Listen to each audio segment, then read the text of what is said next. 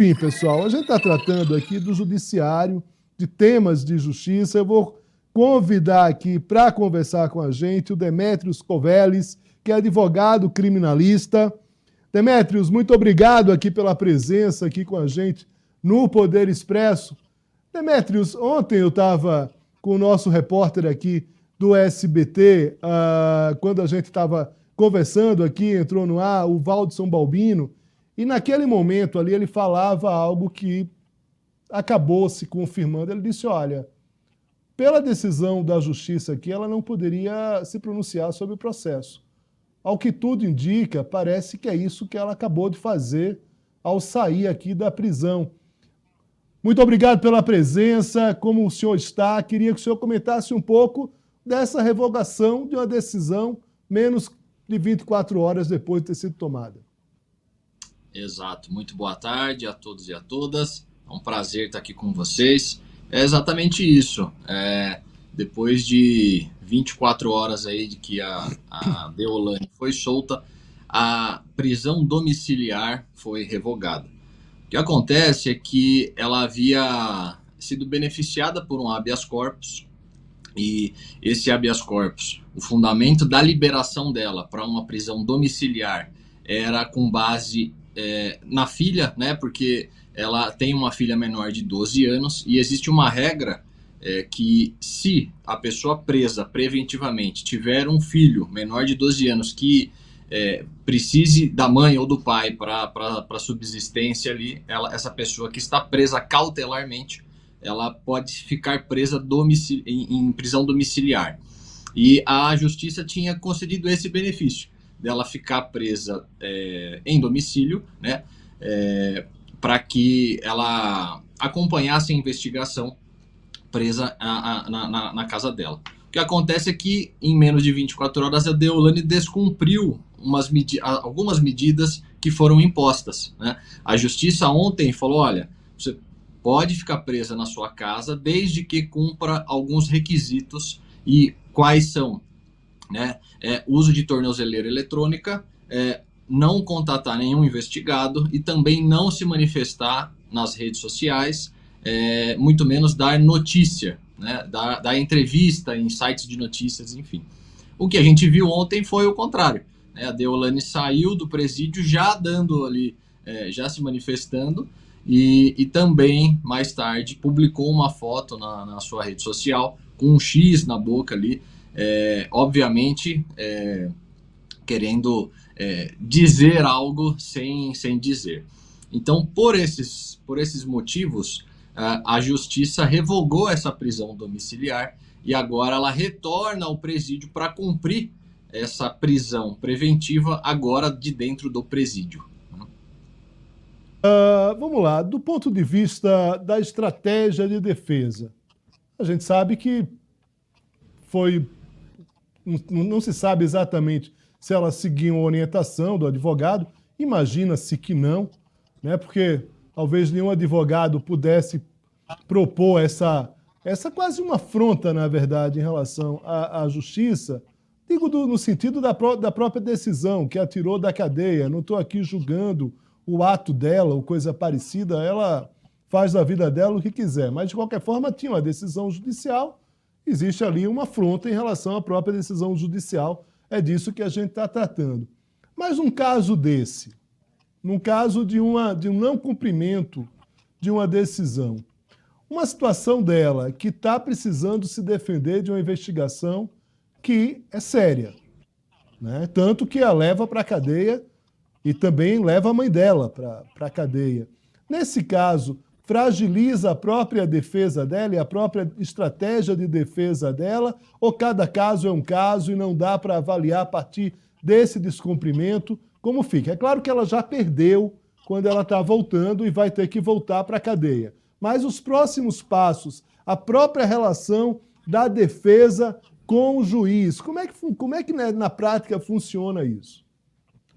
Olha, sem dúvida, a partir do momento em que uma pessoa investigada descumpre uma decisão judicial, obviamente que para a justiça essa pessoa não é confiável, digamos assim, né? Do ponto de vista da defesa, o correto é obviamente, você cumprir a decisão judicial. É importante salientar que a decisão aqui de não se manifestar e não publicar em redes sociais, ela é uma decisão um quanto vaga, né? Uma proibição um quanto vaga. Porque, assim, o que é se manifestar? Né? O que é não postar? É em relação ao caso ou é em relação a qualquer coisa? Né? Ela deveria ter derrubado a conta, o perfil dela nas redes sociais, ou ela poderia postar algo em que não fosse relacionado à investigação?